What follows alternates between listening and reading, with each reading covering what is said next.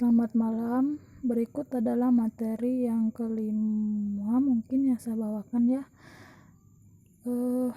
yaitu yang berjudul dengan perencanaan dan administrasi basis data. Perencanaan dan administrasi basis data dan informasi. Menurut Thurban, Aronson, dan Liang 2005, data dan informasi didefinisikan sebagai berikut. Data merupakan suatu yang menyangkut barang, kejadian, aktivitas, dan transaksi yang telah tercatat, diklasifikasikan, dan disimpan namun belum memiliki makna. Data dapat berupa nilai numerik, gambar, dan suara, sedangkan informasi adalah data yang telah dikelola dalam bentuk tertentu untuk memberikan makna atau arti bagi penerimanya. Siklus informasi. Data dan informasi akan saling bersinambungan sehingga membentuk suatu siklus yang dibuat information cycle atau siklus informasi. Data ditangkap oleh indera kemudian menjadi inputan dalam sebuah model untuk diubah menjadi informasi bagi penerima yang dinantikan akan membantu pengembalian keputusan menjadi sebuah hasil tindakan. Ketiga, pentingnya data dan informasi. Data dan informasi sebagai sebuah aset penting perusahaan atau organisasi. Informasi yang benar dapat menjadikan suatu perusahaan atau organisasi memperoleh margin untuk dilakukan aksi. Data dan informasi sebagai salah satu parameter kemajuan perusahaan atau organisasi atau juga disebut dengan maturity level. Yang keempat, sistem data, basis data, dan sistem file. Pada sebuah institusi, data merupakan salah satu hal yang sangat penting. Setiap bagian atau divisi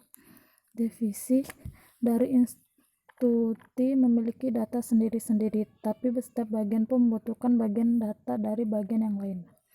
Hal ini yang biasa dikenal sebagai share data. Setiap divisi memiliki aplikasi sendiri-sendiri dalam melakukan manipulasi dan pengambilan data tersebut.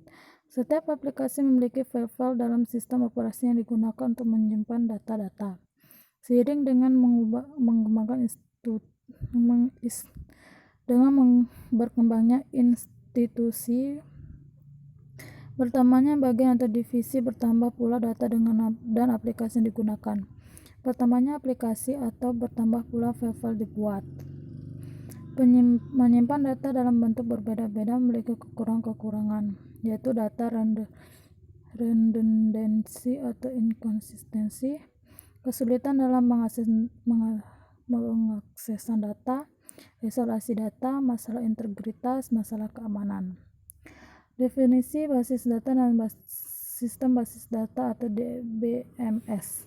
Sistem data adalah penyimpanan kumpulan informasi secara sistematik dalam sebuah komputer sehingga dapat diperiksa menggunakan suatu program komputer untuk memperoleh informasi dari basis data tersebut. Perangkat lunak digunakan untuk mengelola dan memanggil query basis data disebut sistem manajemen basis data atau database management system atau disingkat dengan DBMS.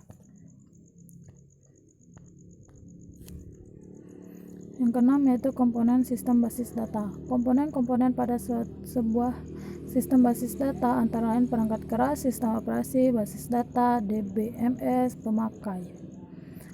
Yang ketujuh, abstraksi data. 3 level abstraksi data yaitu level fisik, logik, dan view. Model basis data ada 3 yaitu hierarchical, network, dan yang terakhir yaitu relational. Perancangan database tujuannya yaitu untuk memenuhi kebutuhan akan informasi dari pengguna dan aplikasi, menyediakan struktur informasi yang natural dan mudah dimengerti oleh pengguna, mendukung kebutuhan pemrosesan dan beberapa objek kinerja dari suatu sistem database. Berikut ini siklus kehidupan sistem informasi yang dimana terdapat siklus kehidupan sistem database, yaitu ada 2, micro life cycle dan yang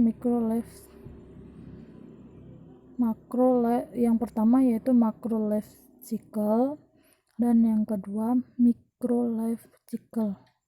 Berarti yang pertama makro, yang kedua mikro. Yang ke-10 yaitu proses perencanaan database. Ada 6 tahap untuk proses perencanaan satu database, yaitu pengumpulan data dan analisis, perencanaan database secara konseptual, pemilihan sistem manajemen database, perencanaan database secara logika, perencanaan database secara fisik, dan yang keenam implementasi sistem database. Keterangannya yaitu secara khusus proses perencanaan berisi 2 aktivitas paralel. Aktivitas yang pertama melibatkan perencanaan dari isi data dan struktur database, sedangkan aktivitas kedua mengenai perencanaan pemrosesan database dan aplikasi perangkat lunak. Penentuan perencanaan aplikasi database yang mengarah ke konstruksi skema database telah ditentukan selama aktivitas pertama. Keenam tahap yang telah disebutkan selama dalam diproses secara tidak berurutan. Dalam beberapa hal dapat dilakukan modifikasi perencanaan kembali ke tahap yang pertama, yaitu feedback loop setelah melakukan tahap selanjutnya. Tahap 1 yaitu pengumpulan data dan analisis, tahap 2 yaitu perencanaan database secara konseptual, tahap 3 yaitu pemilihan sistem manajemen database, tahap 4 perancangan database secara logika atau transformasi model data, yang kelima yaitu perencanaan database secara fisik, yang keenam adalah implementasi.